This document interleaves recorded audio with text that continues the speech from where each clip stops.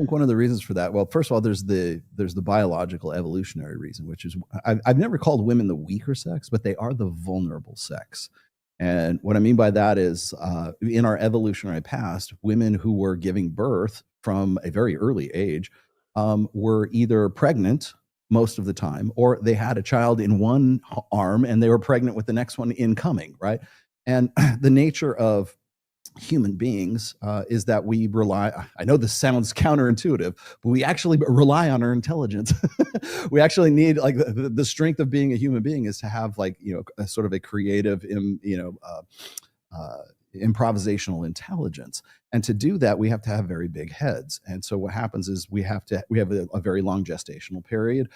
And then from the time a child, you know this, it's from a time a child is born until that child is right around 7 or 8 and can feed itself and is in some way, self-sufficient enough that it can run away from a saber-toothed tiger or something like that. That child is effectively helpless.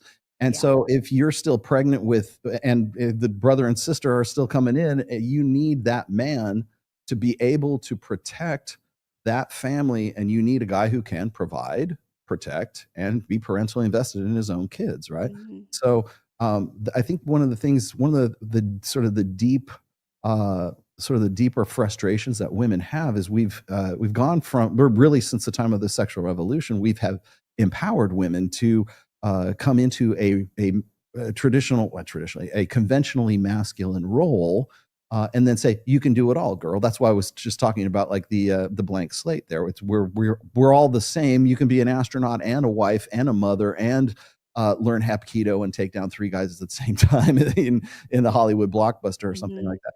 And we sort of have sold on this bill of goods where it it just automatically magically happens, right? They don't have to learn it. They just have Yeah. to, magically go out and do it. And that's why I see, like, a lot of sort of, uh, if you look at, like, female fiction is usually a revenge fantasy because women tend to Mhm. feel very, very, very victimized, very vulnerable, and going from that vulnerability to having sort of the comeuppance on the villain who took advantage of them.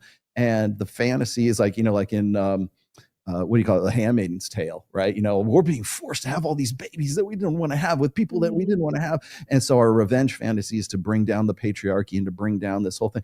And it's the same story. It's kind of like Taco Bell. It's the same ingredients and just a different taco or a different tortilla or something Yeah. like that.